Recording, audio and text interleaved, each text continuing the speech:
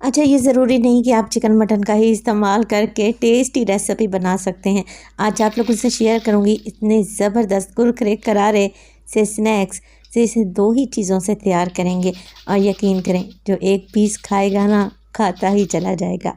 बिस्मिल्लाहिर्रहमानिर्रहीम, अस्सलामुअलैकुम। खुश रहें, आबाद रहें, जहाँ भी रहें हैप्पी रहें और हेल्दी रहें। तो मैं हूँ फ़ाइज़ा और वेलकम करती हूँ आपको चटपटे पकवान में। आज बनाएंगे बड़े ही टेस्टी स्नैक्स। बनाना भी आसान है, बच्चों बड़ों को खुश कर देने वाली रेसिपी है, तो रेसिपी को एंड तक देखें। अच्छी लगे तो लाइक कर दें और चटपटे पकवान को सब्सक्राइब भी कर लें। तो चलें फिर ये कुरकुरे टेस्टी स्नैक्स बनाना स्टार्ट करते हैं। तो टी टाइम स्नैक्स बनाने के लिए सबसे पहले तो मैंने ले लिया है एक फ्राइंग पैन और उसमें डालूंगी तकरीबन 2 से 3 टेबलस्पून के करीब कुकिंग ऑयल। अच्छा, फ्राइंग पैन आप नॉन स्टिक लेंगे तो ज़्यादा अच्छा रहेगा। ऑयल में डाल दूंगी तकरीबन 1 टीस्पून के करीब कलौंजी और इसमें डालेंगे तकरीबन हाफ़ टी स्पून के करीब साबित सफ़ेद ज़ीरा। दोनों ही बेहतरीन खुशबू लाएंगे ऑयल में। तो बस 20 से 30 सेकंड के लिए इन्हें ऑयल में हल्का सा कड़कड़ा लें ताकि ऑयल में इनकी खुशबू रिलीज़ हो जाए। इस रेसिपी में मैं सफ़ेद तिल का भी इस्तेमाल करूंगी, तो तकरीबन 1.5 टेबलस्पून मेरे पास सफ़ेद तिल हैं। अगर आप लोगों के पास हैं तो लाजमी डालिएगा, बहुत ही टेस्टी लगते हैं। सफ़ेद तिल को भी आप लोगों ने 20 से 30 सेकंड के लिए ऑयल में ही फ्राई कर लेना है और फिर इसमें शामिल करेंगे पानी। तो 2 कप मैं पानी का इस्तेमाल कर रही हूँ और मेजरिंग कप की मदद से कर रही हूँ। तो अगर आप लोगों के पास मेजरिंग कप नहीं है तो कोई इशू नहीं है, घर में चाय पीने वाला कोई भी मीडियम साइज़ का कप सेट कर लें और सारी मेजरमेंट फिर उसी से करें। चलें जी, 2 कप पानी शामिल हो गया। अब इसमें डालेंगे कुछ मिर्च मसाले, क्योंकि स्नैक्स को टेस्टी भी तो बनाना है। तो नमक शामिल कर रही हूँ मैं इसमें 1 टीस्पून डालूँगी मैं इसमें कुटी हुई लाल मिर्च। तकरीबन हाफ़ टी स्पून इसमें डलेगी काली मिर्च का पाउडर और इसमें शामिल करेंगे लहसुन का पाउडर 1 टीस्पून। अगर लहसुन का पाउडर नहीं है आप लोगों के पास तो आप इसमें फ्रेश लहसुन भी कूट कर डाल सकते हैं, सेम रिज़ल्ट मिलेगा इंशाअल्लाह ताला।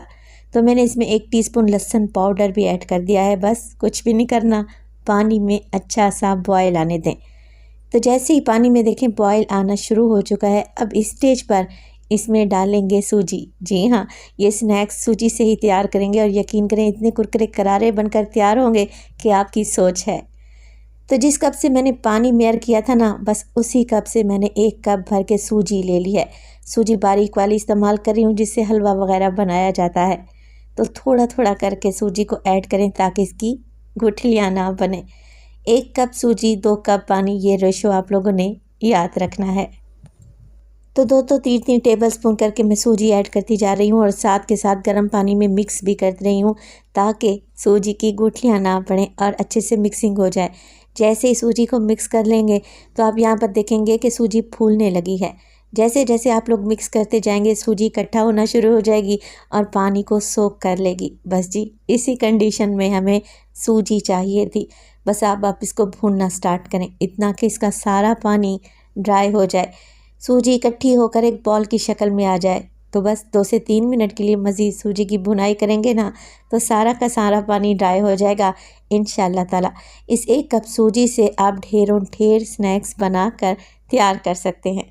तो बस 2 से 3 मिनट के लिए ही सूजी को मैंने मज़ीद पकाया है और ये देखें बिल्कुल इकट्ठी होना स्टार्ट हो चुकी है। बस फ्लेम को ऑफ़ कर देंगे और गर्मा गर्म सूजी को निकाल लूँगी मैं एक बोल में। कम बजट और कम मेहनत में बनने वाले ये आसान से स्नैक्स हैं, तो एक दफ़ा लाजमी ट्राई ज़रूर कीजिएगा। अच्छा, सूजी में मैं डालूँगी 2 उबले हुए आलू, मीडियम साइज़ के हैं। आलू को मैंने बॉयल किया। बॉयल करने के बाद ठंडा कर लें, रूम टेम्परेचर पे ले आएँ और छिलका उतारने के बाद बारीक वाले ग्रेटर से ग्रेट कर लें। आलू में हमें कोई भी बड़ी गुठली नहीं चाहिए, इसीलिए ग्रेट करके डालेंगे तो ज़्यादा अच्छा रिज़ल्ट मिलेगा। तो देखें 2 आलू में इसी तरीके से ग्रेट करके गर्मा गर्म सूजी में ही ऐड कर दूंगी। इससे क्या होगा, स्नैक्स की क्वांटिटी भी बढ़ेगी और ये जायकेदार भी तैयार होंगे।